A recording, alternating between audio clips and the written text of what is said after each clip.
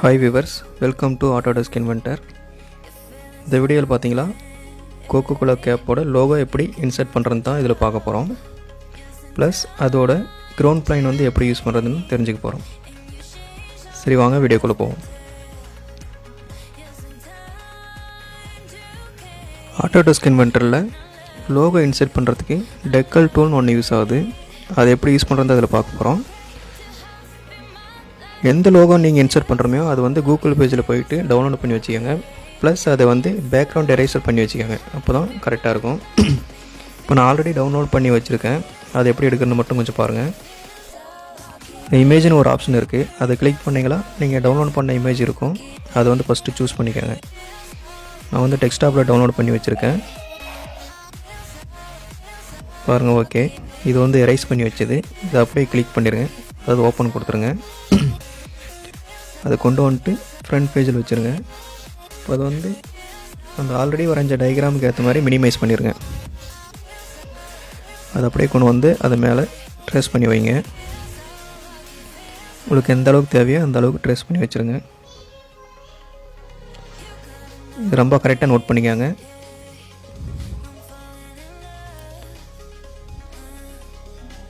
அதை யூஸ் பண்ணிட்ட அப்புறம் அதுக்கப்புறம் அடுத்து பாருங்கள், அந்த டெக்கல் டூல் எப்படி யூஸ் பண்ணுறதுன்னு தான் சொல்ல போகிறேன்.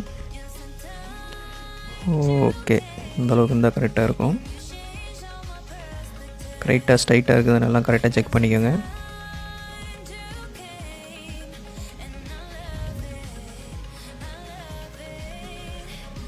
இப்போ பாருங்கள், இப்போ வந்து அந்த லாஸ்ட்டாக இமேஜ் வந்து செலக்ட் பண்ணிங்க இல்லையா, அது மேலே வச்சு ரைட் கிளிக் பண்ணுங்கள்.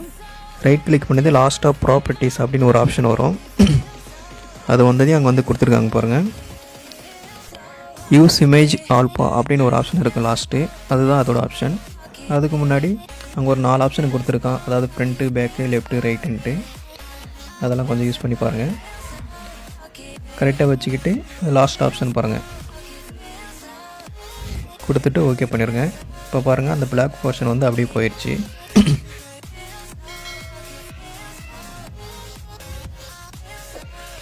இதோட கலர் பார்த்தீங்களா டல் ஒயிட்டாக இருக்கிற மாதிரி இருக்கும்.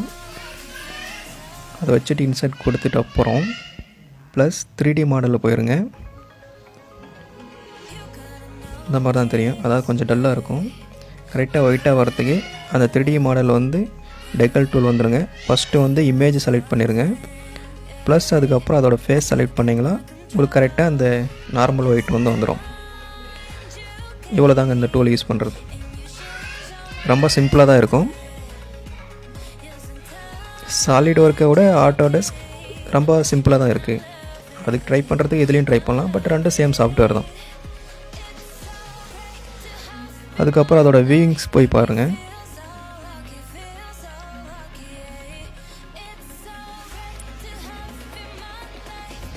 கரெக்டாக எல்லாம் 3D மூவ் எல்லாம் ரொட்டேட் பண்ணி பாருங்கள். எப்படி வேணாலும் செக் பண்ணி பார்த்துக்கலாம். ப்ளஸ் அதோட கிரவுண்ட் ஃப்ளோர் நல்லா இருக்குது. கிரவுண்ட் பிளான் அதையும் அப்படியே செக் பண்ணி பார்த்துருங்க. ஓகே, பார்க்குறதுக்கே கொஞ்சம் அருமையாக தான் இருக்குது. இந்த கிரவுண்ட் பிளான் செலக்ட் பண்ணால் அந்த மாதிரி வருது. இது உள்ள செட்டிங்ஸில் போயிட்டு நம்ம கலர் வைஸ் வேணாலும் செக் பண்ணிக்கலாம். இப்போ பாருங்கள், இதில் கலர் எப்படி கொடுக்குறதுன்னு செக் பண்ணிக்கலாம். இந்த டூலெல்லாம் யூஸ் பண்ணி பாருங்கள், ரொம்ப யூஸ்ஃபுல்லாக இருக்கும். மற்றவங்களுக்கு மாடல் ப்ரிவியூ பண்ணி காட்டும் போது இது ரொம்ப யூஸ்ஃபுல்லாக இருக்கும். அதாவது ஆல்ரெடி ரெட் கலர் இருக்குது, அதுக்கு ஆப்போசிட் கலர் வந்து சூஸ் பண்ணிக்காங்க. அப்போ தான் அது வந்து கரெக்டாக தெரியும். ரொம்ப டார்க்காக வேண்டாம், ஒரு மினிமைஸாக ஓகே, இது போதும்.